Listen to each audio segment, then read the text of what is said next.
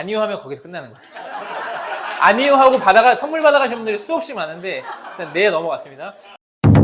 네 번째가 질문입니다. 제 강의 중에 가장 포인트가 되고 가장 중요한 부분이라고 생각하거든요. 이것만 딱 들어가셔도 인생이 바뀔 수 있다고 생각할 정도로 되게 중요하고 사람들이 잘 알지 못하는 영역이거든요. 바로 질문에 대한 부분입니다. 저는 좀 극단적으로 이렇게 표현합니다. 사람은 질문하는 방법을 아는 사람과 질문하는 방법을 모르는 사람으로 나누어진다라고 얘기를 하기도 하고, 만약에 오늘 이 강의를 잘 들으신다고 하면은 이제 죽기 직전에 제가 떠오르면서 나는 질문하는 법을 알고 이 세상을 떠났구나라고 생각하는 순간이 오기를 기대하는 거죠. 제가 이제 보여드릴 세 가지 질문에 대해서 답변해 주시는 분에게는 또 책을 한 권 선물해 드릴 겁니다. 나는 여기에 대한 답변을 해보고 싶다 하시는 분들 손을 들어서 하시면 됩니다. 답이 없는 질문이에요.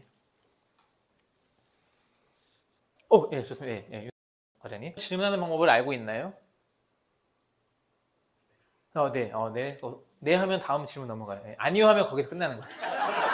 아니요 하고 선물 받아가신 분들이 수없이 많은데 일단 네 넘어갔습니다. 알고 있다면 내가 알고 있는 질문 스킬은 무엇인가요? 관심사가 있는 것부터 질문한다. 상대방이 관심이 있는 것부터 질문한다. 예를 들어서 어떻게 질문하시죠? 그러니까 패션 쪽에 MD시다 보니까 옷에 관련된 좀 노하우나 이런 것들을 이제 물어보면서 그분이 얘기를 해주시게끔 전략적으로 이제 질문하셨던 거죠. 예. 그럼 관계를 맺는 방법일 수 있죠. 그 다음에 자주 사용하는 질문은 어떤 게 있나요?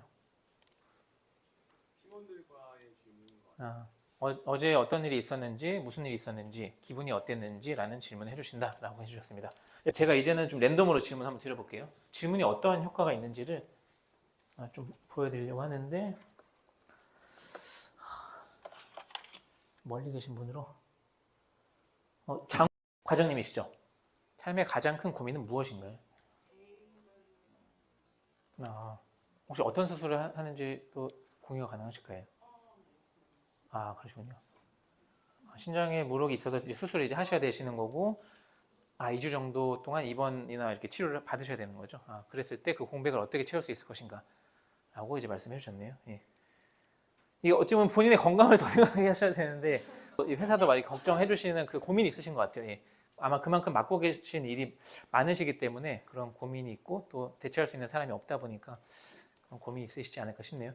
혹시 그 밖에 다른 고민이 있다면 어떤 게 있을까요?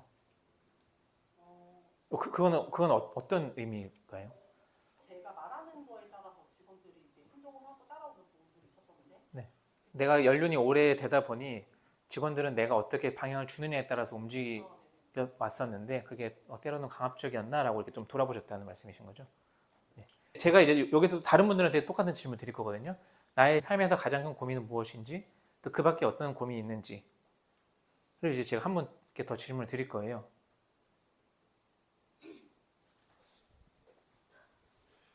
라고 하면 여러분들이 고민하신다는 거죠.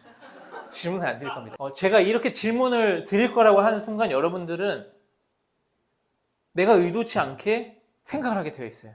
나는 지금 내 인생의 가장 큰 고민은 뭐지?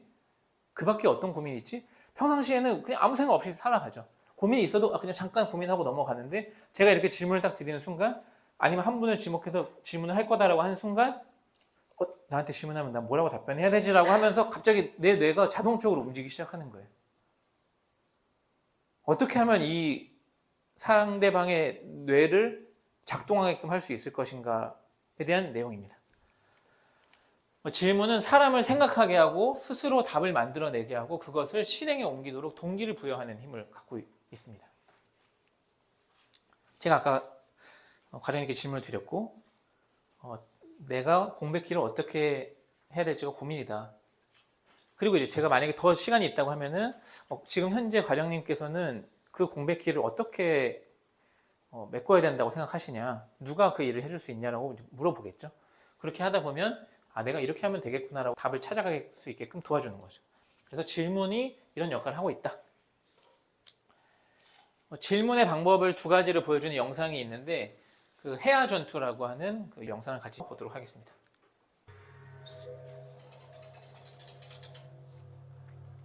그 백수건달 출신의 유방이 마지막 결전 해하 전투를 통해서 한 고조가 되는 역사에 담겨 있는 내용인데, 유방이 어떠한 리더십을 발휘했는지는 역사에서도 좀 다루기도 합니다. 어떠한 리더십으로 부하 직원들과 소통하는지에 대한 부분들을 이제 설명하는 내용이거든요. 두 가지 질문이 나오죠. 하나는 어떠냐, 그리고 의견을 묻는 어떻게 하지, 이렇게 두 가지 질문이 나오거든요. 우리가 빨리 속도를 내고 진도를 나가야 될 경우에는 어떠냐라고 갈 수도 있겠죠. 근데 그것은 부하 직원들의 의견을 듣거나 그들의 책임감과 동참을 끌어내는 질문은 아니고, 내가 가고자 하는 방향을 급하게 동의를 구할 때는 어떠냐라고 물어보겠지만, 그렇지 않는다고 하면은 어떻게 하지라고 질문을 해볼 수 있는 거죠. 어떻게 하지라고 질문하는 것은 리더로서 무책임한 것이 아닌가라고 생각하는데, 내가 큰 방향을 가지고 있지만 세부적인 내용이나 공통된 협의가 필요하거나 방향성에 대해서 나도 진짜 모르겠다라고 할 경우에는 어떻게 하지라는 질문을 써야 될 때도 있다라는 거죠. 리더들은 이거 내가 고민해봤는데 이거 어때? 이런 질문을 되게 많이 한단 말이에요. 그러면 직원들은 좀 별로라고 생각하지만 괜찮은 것 같습니다. 한순간 이제 내가 책임지고 가는 거죠. 고객님, 이거 괜찮죠? 이거 사고 싶으세요? 그러니까 이렇게 질문하지 않고, 고객님, 이거를 만약에 사신다면 어떤 점 때문에 사실 것 같으세요? 이렇게 물어볼 수 있겠죠? 고객님은 포인터를 구매할 때 어떤 걸 보고 사세요? 이렇게 물어봐야 되겠죠. 이 포인트 괜찮죠? 이 포인트 예쁘죠? 이렇게 질문하는 것들은 정해져 있는 답으로 내가 끌고 가려고 하는 고객 조사의 방법이라는 겁니다. 질문의 방식이 중요하다는 거죠. 세 번째 추천드리는 책은 멀티플라이어라는 책입니다. 여기 책에서 나오는 이야기를 좀 다룰 텐데 영상을 한번 더 시청해 볼게요. 됐습니다. 예, 그 멀티플라이어의 저자인 리즈 와이즈먼이 얘기하는 사고방식을 질문하는 방식으로 바꾸는 것이 필요하다는 겁니다. 리더가 되면은 내가 뭔가 직원들에게 모든 것을 답해야 될 것처럼 생각하지만, 내가 모르는 건 모른다라고 얘기하고 어떻게 하면 좋을까라고 같이 이야기를 꺼내보면 그 직원들로부터 답을 또 들을 수도 있는 거죠. 자, 이 두 가지 질문이 있습니다. 이 두 가지는 어떤 차이가 있을까요? 네, 또. 네. 네. 네. 예. 맞습니다. 예. 둘 다 맞는 말씀을, 정답을 얘기해 주셨어요. 위에는 열린 질문, 내가 생각하는 것을 답변할 수 있는 질문, 밑에는 닫힌 질문이라고 해서 예, 아니요로 나오는 질문으로 했다는 겁니다. 그럼 어떻게 하면 열린 질문이 되고 어떻게 하면 닫힌 질문이 되느냐를 아셔야겠죠? 관찰이 아닌 판단하는 리더들이 하는 질문은 폐쇄형 질문이 많아요. 그리고 무의식 중에 하는 질문은 대부분 폐쇄형 질문입니다. 제가 아까 점심시간에 했던 폐쇄형 질문을 얘기해보면은 이런 예가 있을 수 있죠. 요즘에 애슐리가 확장을 많이 하고 있나요? 폐쇄형 질문이에요. 이걸 개방형 질문을 바꾸면 어떻게 바꿀 수 있을까요? 뭐라고요? 요즘 애슐리가 어떤가요? 또?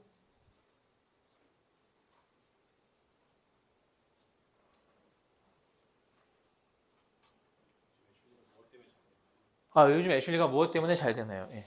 또 있나요? 애슐리 확장 방향이 어떤가요? 좋습니다. 이 지금 세 가지가 다 개방형 질문이에요. 똑같은 상황을 물어보는 방향성으로 가는데 세 가지의 질문이 나왔거든요. 이렇게 물어보면 요즘 매장이 너무 많이 오픈하고 있어요. 이렇게 얘기가 나올 수 있겠죠. 그렇게 해서 대화를 이끌어가는 겁니다. 그러면 어떻게 했길래 개방형 질문이 됐고 어떻게 했길래 폐쇄형 질문이 됐느냐를 설명하실 수 있으면 오후 수업은 끝난 겁니다. 설명할 수 없으면 이제 계속 다음 강의를 들어가야 되는 겁니다. 손석희가 자주 하는 질문이죠. 손석희가 말을 잘한다라고 보통 표현을 하는데, 이분은 질문을 계속 하시는 거예요. 공감과 질문을 사용합니다. 그런 거라고 생각하셔서 이렇게 얘기하셨군요. 그렇다면은 어떤 근거로 그렇게 얘기하신 건가요?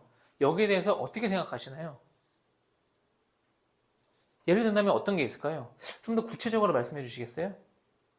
이렇게 네 가지만 계속 한 시간 내내 사용하면 토론을 잘 진행한다는 얘기를 들을 수가 있습니다.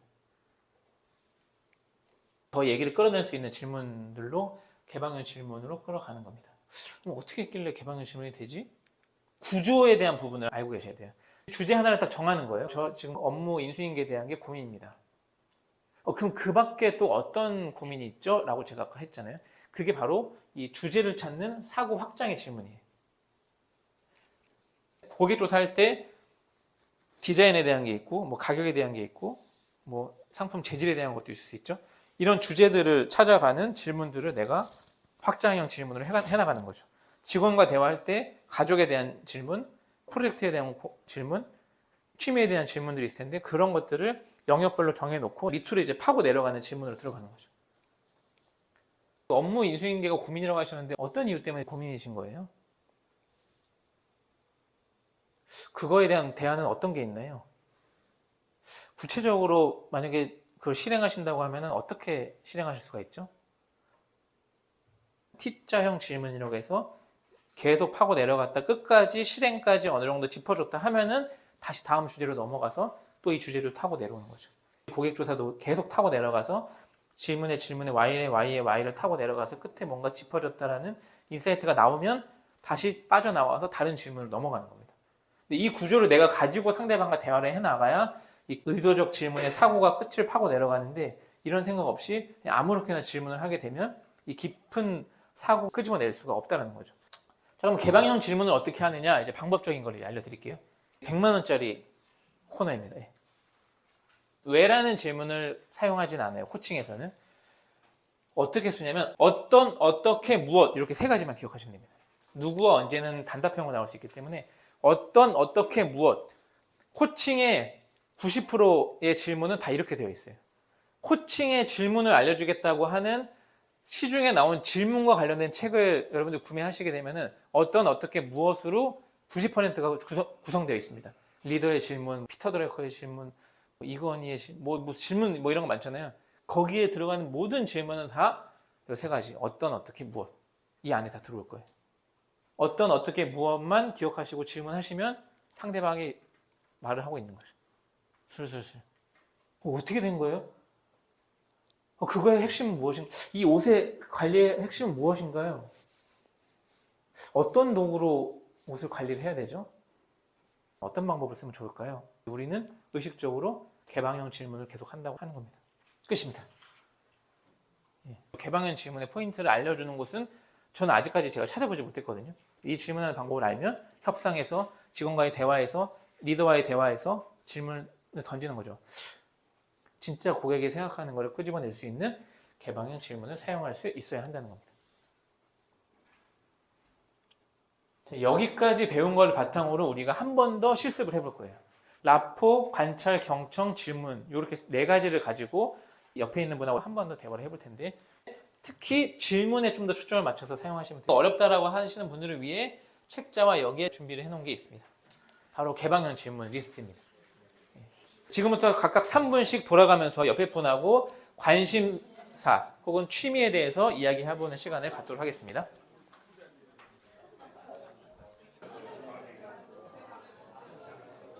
네, 여기까지 하겠습니다. 자,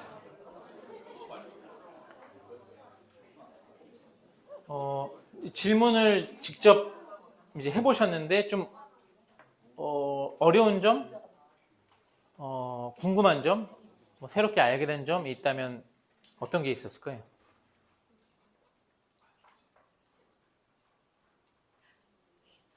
그냥 느꼈던 점을 말씀해 주셔도 돼요. 개방형 질문을 하니까 네. 질문의 꼬리에 꼬리를 물게 되고 되게 깊이 있는 대화를 좀 나누는 의미가 있었던 것 같아요. 꼬리에 꼬리를 물어서 깊이 있는 대화를 할 수 있었다. 어떤 질문을 하셨는지 한 가지만 혹시 소개해 줄 수 있으세요? 그 유튜브 그러니까 그 카메라에 대한 부분이 또 혹시 있으실까요? 동무일 때 네. 닫힌 질문을 못 참을 수 있어요. 예. 예를 들어 어떤 상황이 있을까요? 그럴 수 있어요. 제가 아무리 생각해도 이거라고 생각하는데 계속 그 대답이 안 나와요. 어떻게 해야 돼요? 그렇죠. 내가 생각하기에는 A가 답이고 이 친구가 A를 답을 해야 되는데 A를 계속 답을 안 해. C를 해. 그러면 그죠. 그거 그냥 받아들여야 되는지 아니면 A를 다시 유도를 해야 되는지. 그거는 이제 리더의 선택인 것 같아요. 그러니까 내가 이게 어찌 보면 디미니셔에 방해할 수 있거든요. 왜냐면 내가 생각하는 게 답이 아닐 수 있는데 내가 봤을 때는 무조건 A가 답인데 얘는 계속 C를 얘기하고 있는 거예요. 근데 그럼 내가 A로 가겠다라고 하는 순간 질문을 어떻게 하든지 이 직원은 리더가 A라는 것을 하려고 하는구나라는 걸 알게 되잖아요. 그럼 그 다음에 내가 뭔가 질문을 하거나 답을 찾아가려고 했을 때는 이미 답정 나는데 왜 나한테 또 질문을 하지라고 생각하면은 그다음부터 코칭이 안 되는 거죠. 근데 내가 A라고 생각하지만 C가 우리 조직에 문제가 되지 않는다 하면 너네가 다 C라고 생각하는구나. 이거 한번 해보자. 가는 거죠. 근데 나중에 지나고 봤더니 A가 맞았어.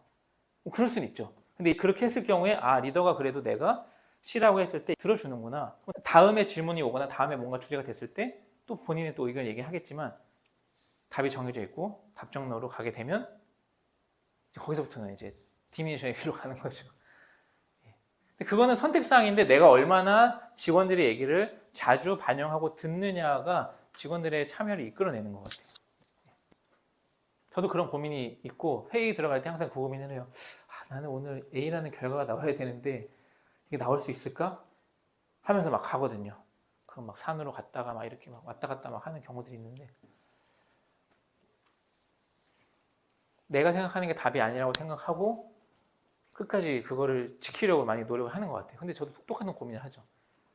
이건 아닌 것 같은데, 이건 안 될 것 같은데 고민을 많이 하는 것 같아요. 어떤 큰 주제나 그런 어떤 굵직한 주제. 그러니까 개방형 질문으로만 하면서 살아가면은 상대방도 힘들고 나도 힘들고 계속 이렇게만 살아갈 수 없지 않느냐라는 질문을 제가 이해를 했는데 그런 거죠. 그렇죠. 저도 그러면 계속 개방형 질문을 하냐? 그건 아니죠. 근데 뭔가 깊이 있게 파내고 상대방의 의견을 들어야겠다고 할 때는 개방형 질문을 하는데 저도 일상에서는 폐쇄형 질문을 자주 사용을 하죠. 근데 항상 개방형 질문을 계속 하진 않죠. 과장님 말씀하신 대로 항상 개방형 질문을 사용할 필요는 없다. 그렇게 저도 답변을 드리겠습니다. 코칭의 기본기 5가지 설명드렸죠. 라포, 관찰, 경청, 질문, 그리고 피드백까지 있는데 피드백을 이제 다루려고 합니다.